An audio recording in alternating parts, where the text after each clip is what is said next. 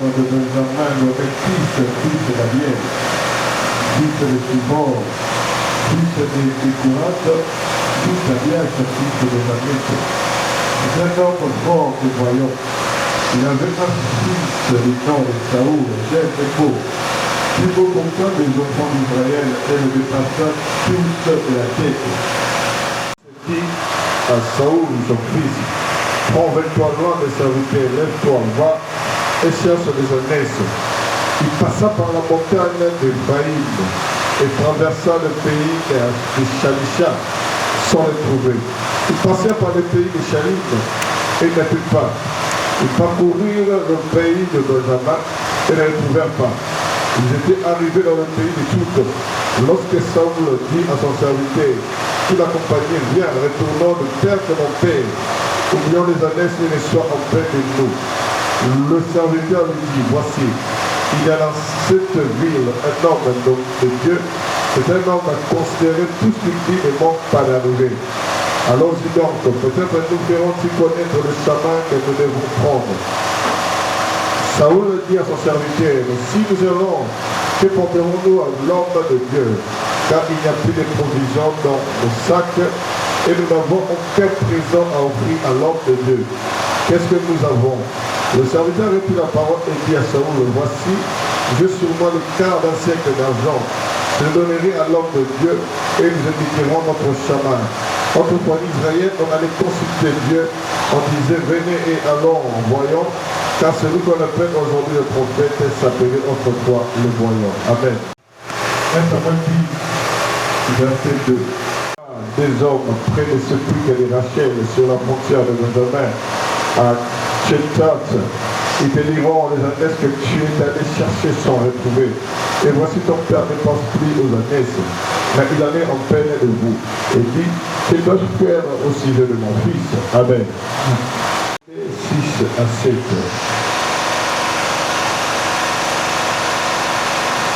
Ésaïe 42, 6 à 7.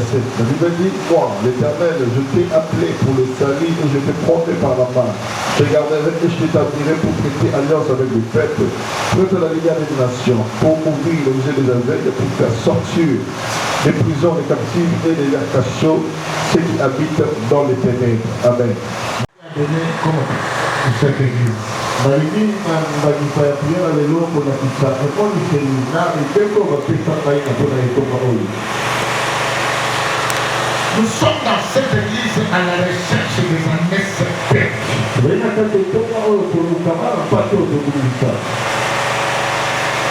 Qui savait perdre les ânesses? Il a pris le travailleur et son fils pour qu'ils puissent rechercher les ânesses. Ils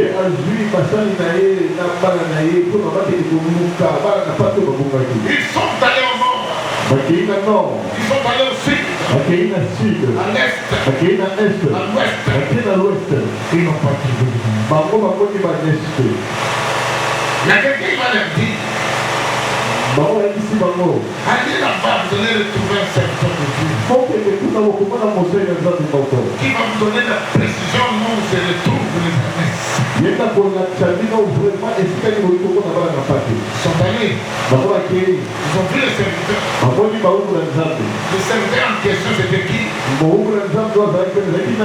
C'était Samuel, l'enfant que Anne a mis au monde. Amen. Samuel va leur dire avec exactitude là où se retrouvent les ânesses. C'est ça la vision du tabernacle. C'est comme ça que Dieu va me donner Isaïe 42, 6 à 7. J'ai fait alliance avec toi, Makalebo. Tu vas délivrer ceux qui sont dans la captivité. Tu vas faire sortir ceux qui sont dans les cachots. C'est ça les mandats que Dieu m'a donné pour la délivrance. Il ne va pas s'arrêter là-bas. Il va me donner les écoles. Il y a un petit comme l'école. L'école de guérison. L'école de guérison. Et vous voyez les prouesses des gens qui étaient les syllabiques, au moins 9 syllabiques sont guéris dans cette église. Vous avez dit maman Cathy, c'est-à-dire au dernier niveau de cette église, l'école de guérison là a guéri. Maman Cathy, c'est le titre de la réponse qui avait beaucoup école de guérison dans les églises. Pour les secrets de la délivrance, on ne peut pas dire le nom, mais 9 personnes dans cette église sont délivrées du FDIH-Sida, ils sont en très très bonne forme. Vous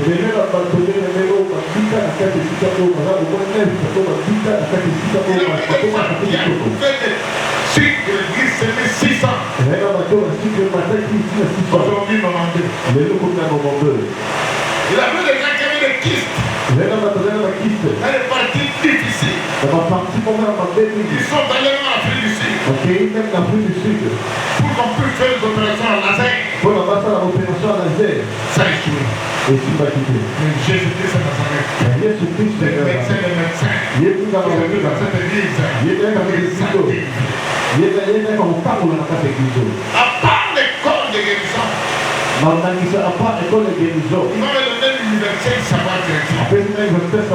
Comment on peut former des serviteurs de Dieu?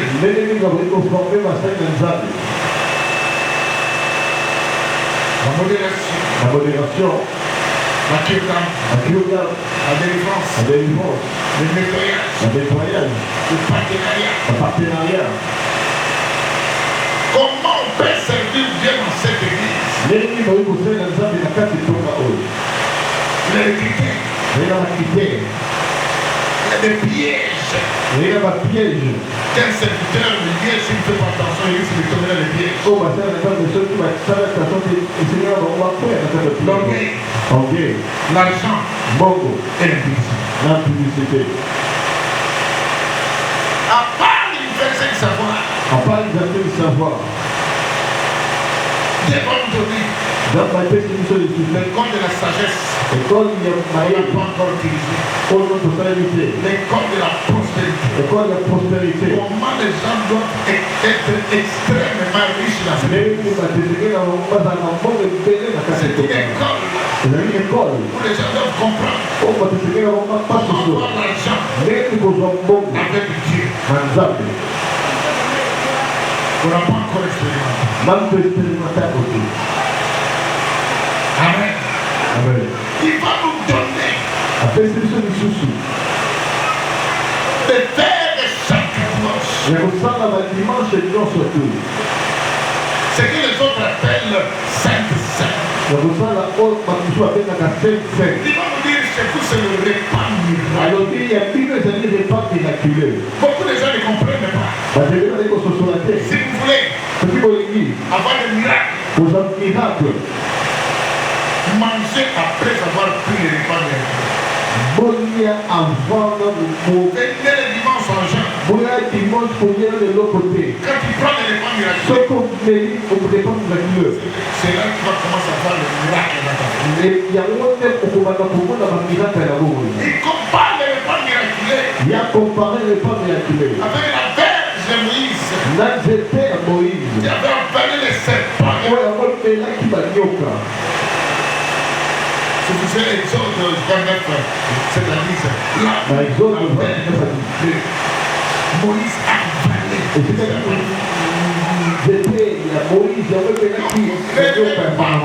Il est confesse chaque dimanche.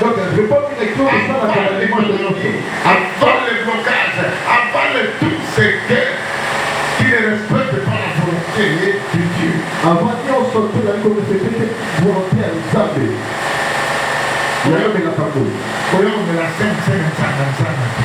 Quand nous disons, agenouille-toi, fais la repentance, nous savons ce que nous faisons. Parce que la DPR 39 tarde pas à l'accomplissement des promesses de Dieu. Une patience voulant que chacun nous puisse. Quand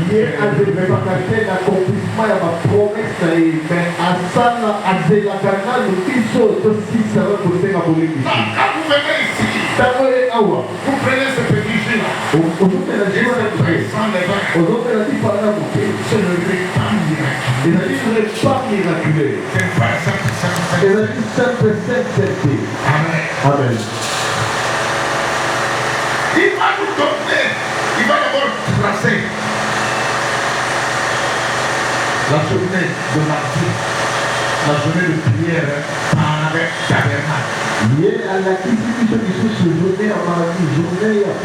par tabernacle. Quand tu commences à 12 heures, pour terminer à 17 heures, ce qui est important, c'est de suivre le parcours du tabernacle.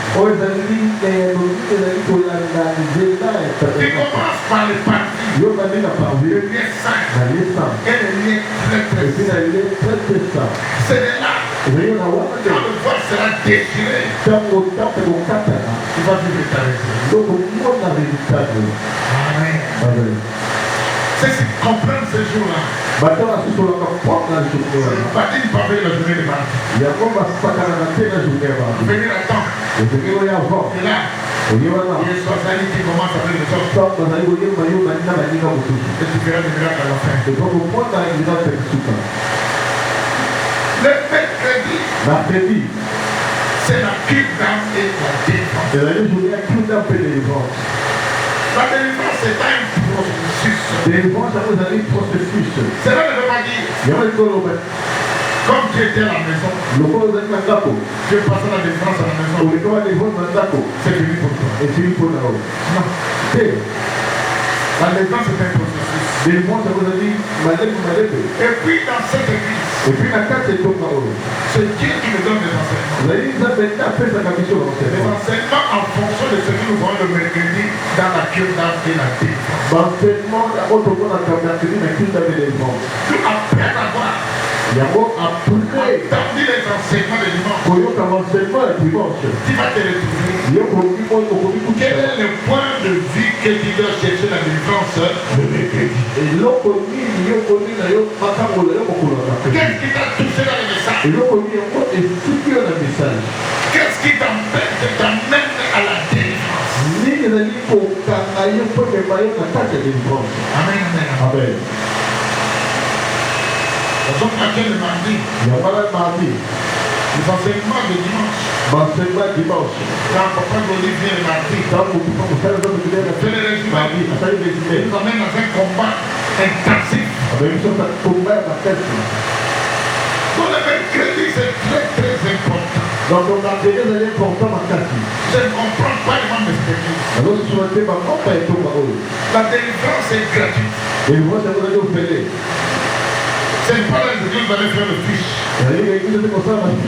Tu fais le fiche. $10 pour raconter les pasteurs. $50. Dieu a donné gratuitement. Il a aussi donné gratuitement. C'est Dieu qui a donné. On va chercher l'argent. Amen. Mais c'est l'école de la guérison.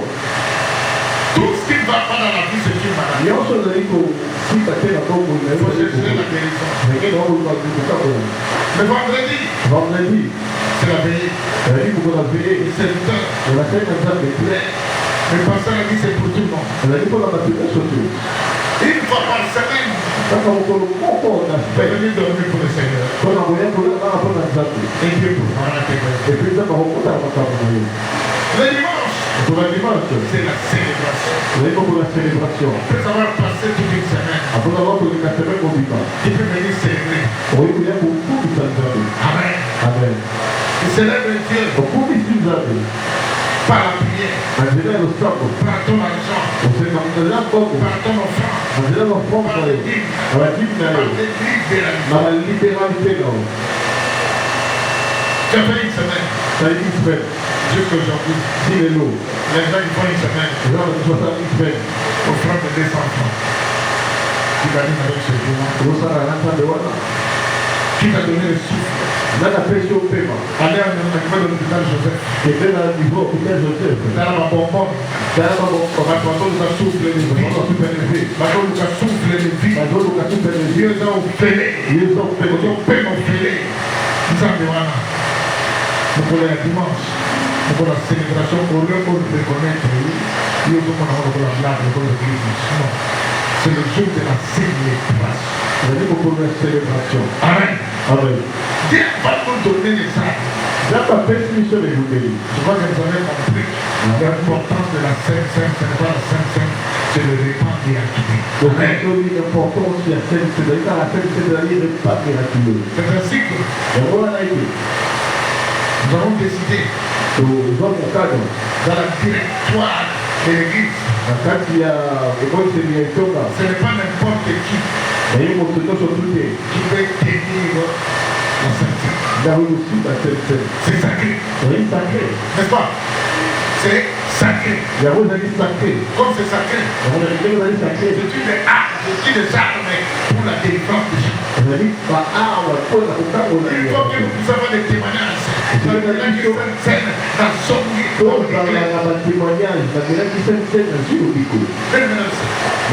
Quand tu prends la scène, quand tu rentres dans la maison, il ne faut pas chercher à aller partout. Tu risques d'avoir des problèmes militaires.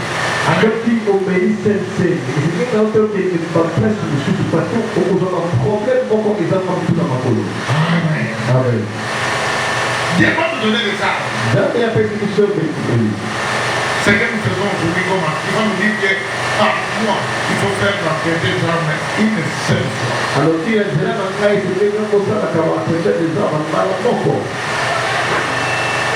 quelles sont les armes que nous entretenons chaque mois? Nous commençons par l'eau. Parce que quand vous lisez Jean, celle de 37 à 39, en son sein couleront de l'eau vive. L'eau lave, l'eau purifie. Amen, amen. J'étais un jour, nous suivons le film de Nietzsche qui faisait le service de l'eau. J'étais avec le major Tambo, personnel. Il y a un chrétien qui a amené toute une camionnette. Plein de plastique d'eau. Lui, sa maison, et son entreprise, ne vivait que de l'eau qui est sanctifiée. Amen. Allez-y comprendre. Quand nous disons même l'eau, l'eau lave, l'eau purifie, l'eau que nous lui demandons pour chaque mois. Quand tu prends de l'eau, tu t'enlèves la fin, tu peux ajouter.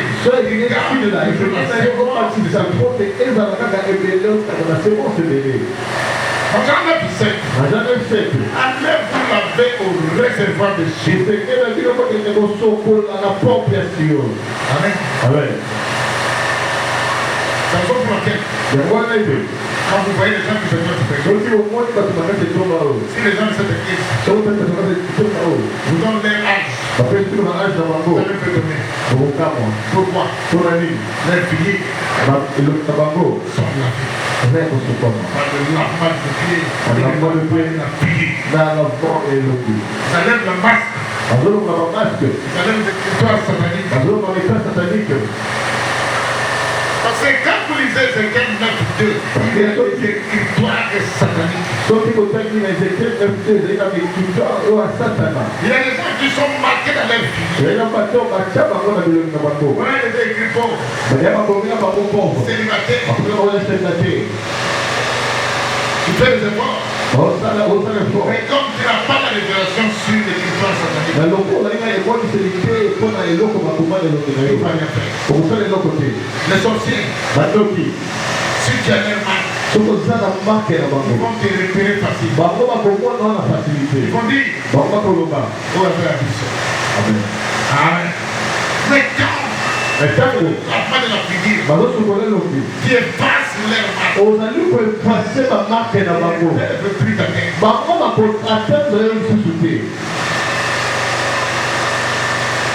Deuxième arme, c'est le sang. Le jus que nous prenons. Parce que l'Apocalypse 11:6, nous avons la capacité de changer le jus. Le sang, c'est la dernière carte. Parce que dans Zacharie 9:11-12, encore de cette alliance est scellée par le sang. Il retire de toute captivité. Nos parents, nos grands-parents, même nous-mêmes, nous avons fait une alliance par le sang. Qui t'a déversé? Toi, tu as déversé qui? Vous avez fait une alliance de sang. Cette alliance est terminée. Le sang du sang. Parce que la Bible déclare,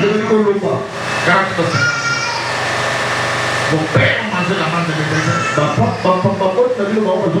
Son mort. Je donne mon sang. Je donne mon corps. Quiconque boit mon sang, mange mon corps à la vie.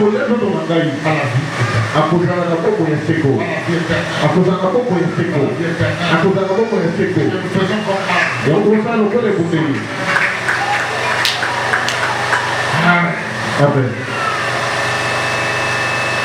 Quand vous avez la culture de prendre le sang chaque jour,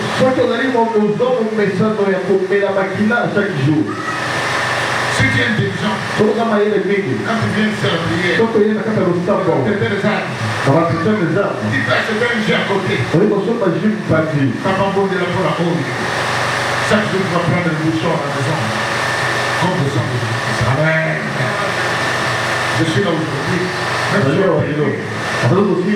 après, je vais prier. Même après la prière, on va faire ça. Amen. Chaque jour, tu prends même un bouchon.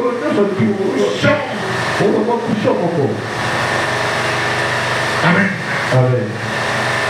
À la maison, on nous a donné les prières par le sang de Jésus. Il y a des gens qui utilisent même pas ce. Tu viens, tu n'as pas de manteau. Tu viens avec un papier mouchoir. Papa veut de la mouchoir et un manteau. C'est quoi le mot de la papier mouchoir? Parce que nous le comité. Amen, amen. Donc le comité dans le monde de la tête. Pourquoi là? Nous avons papier mouchoir. Papa donne de là. Amen. Nous avons un mandat de président pour nous transmettre la voix. Nous avons un mandat pour nous papier mouchoir. Dans le monde de la papier mouchoir. Nous avons un manteau qui ne comprend pas la vision du tabernacle. Nous avons un manteau qui est un Amen, amen. Ensuite, Dieu nous a donné. Il faut préparer 2 enveloppes. Si tu comprends très bien les requêtes de chaque mois, donc tu demandes à Dieu, Dieu, je vais faire. Il faut qu'il y ait accomplissement des projets pour ce domaine que je n'ai pas encore eu la solution. Mais pour accompagner cette requête, il faut donner un sacrifice. Beaucoup de gens de cette église ne comprennent pas la notion de sacrifice. Ça y est comme les anglophones. Les francophones raisonnent beaucoup.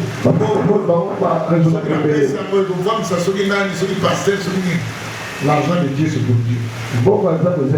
Demande aux gens qui me fréquentent, ils savent. Carmira, Ampoule, l'église. Même pendant quand j'étais dans le deuil, on a dit de penser pour le groupe 350 $.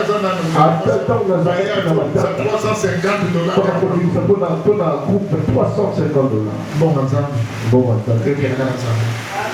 amen, amen. Bon, ensemble, ça, même dans un pasteur, mais ma côté peut dans son cas. Amen, amen. La match, nous sommes quelqu'un qui a appris dans son roi, mais ensemble, ça, il y a un santé. Est-ce que vous me comprenez? Les sacrifices, c'est quelque chose que tu dois préparer pendant un mois. Sacrifice, c'est-à-dire l'eau que c'est quelqu'un pour faire. Et donc, on peut ça n'a pas. C'est comme quand Jacob venait donner Isaac, moi, je suis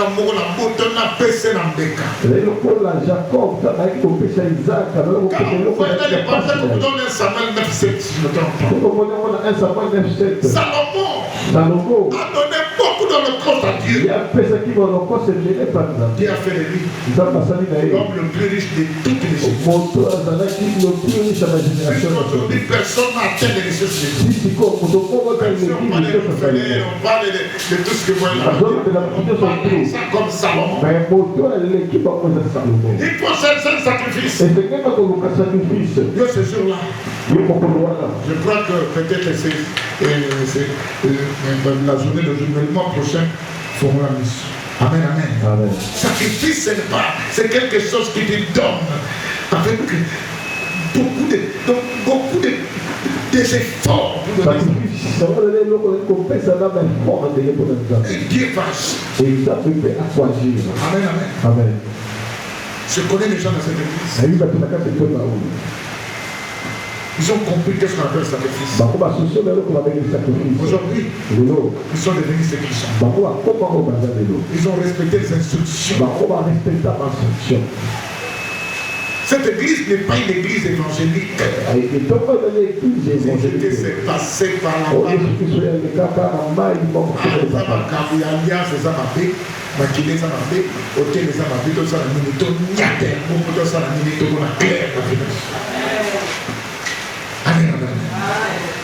alors ça dit qu'au moins la famille ma clair to ngo luka pour la nini mais le découvrir en mot on n'y a qui pose solution. C'est ça la vision du tabernacle. Quand tu fais ici, tu as la vision. Ne venez pas chercher à faire des musiques dans cette église. Il y a qui au moment. Les différences, c'est ça, il y a camarades. Si tu échoues, excusez-moi de vous dire, moi quand j'étais préfet dans une école, je suis commencé par le professeur préfet, directeur, je dis, les enfants les enfants moins intelligents sont toujours là. Quand vous donnez cours, on ne prétend pas. Monsieur, prof, Bambodi, le mazateur, le sous-gassot, nous faisons ça.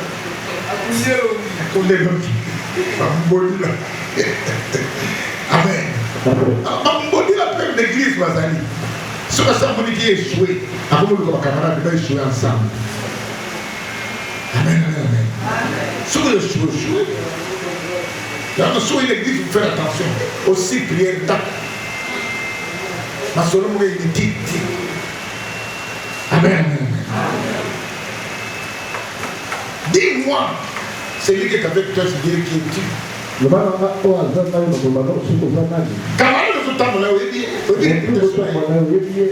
Parce que Malo, j'ai la liste de tous les serviteurs de Dieu. Dans ça, là, tout le rôle de la serviteur de Dieu, non. Mais il a point de papa l'a dit, d'ailleurs, on a sociologue dans le monde Fanda. Ah, ils ont soudé dans le caractère. Amen, amen. Nega karati. Ah, ouais, c'est le saut comme ça. Moutouma yawa. Ben, invitez-moi sur la télé, moi, je m'en souviens. N'a dit ça. Hé! Yo. Bah, il s'est mis chaud. Au lieu de la date femme, tant que ça, la mention est pas de ma non-cas. Je vais m'en faire.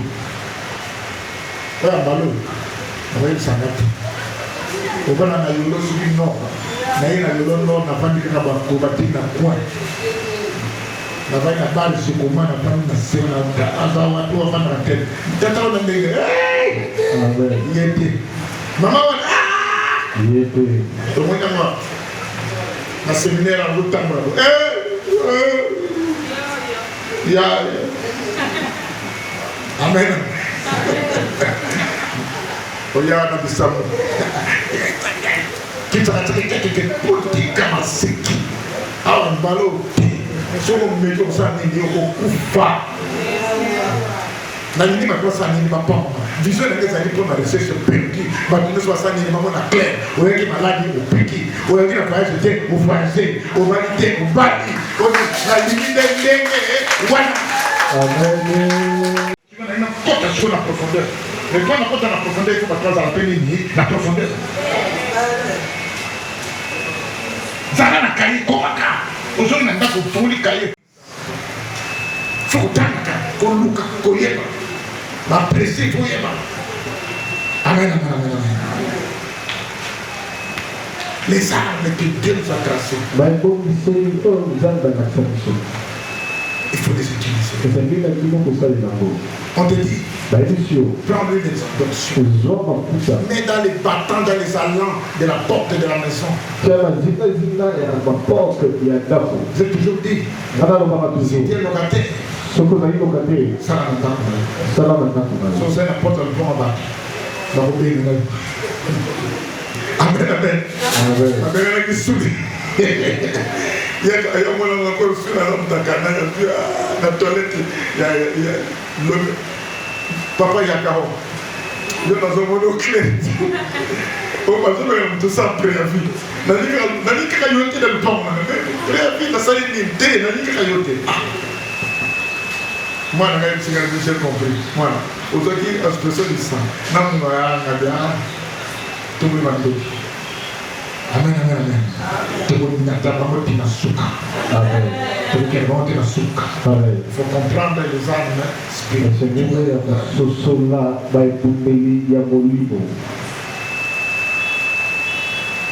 Jusque-là, les armes que Dieu nous a données. Il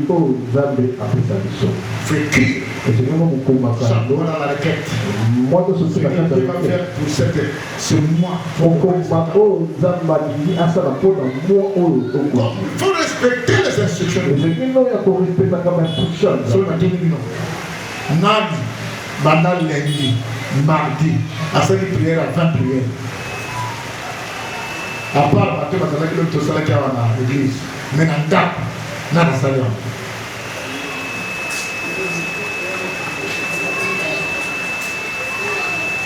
Amen. Donc, même si le dimanche, nous sommes aujourd'hui dans le les 20 prières, la terre brûlée, l'alliance de sang, l'alliance à sable, la convertisseur, l'annonce de aujourd'hui, ça, la prière pour mon terre.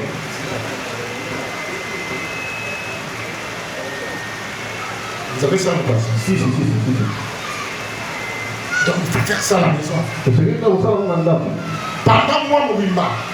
Vous utilisez la arme spirituelle. Pour te ligner d'ici 2 mois. Qu'il y ait changement intégral dans cette église. Il faut aussi se perdre. Il faut pas venir laisser les gens dans ces mondes. Nous sommes clairs dans nos vies. Si vous lisez très bien le verset question de prière, vous allez comprendre que ce mois-ci, c'est le mois de la délivrance, le mois de la guérison, le mois de l'accomplissement de moi. Le mois de réalisation et le mois de la faveur de Dieu. Aïe, on a une porte pour ta moua, tout un amour, on a rocher de scandale, il m'a coupé un amour.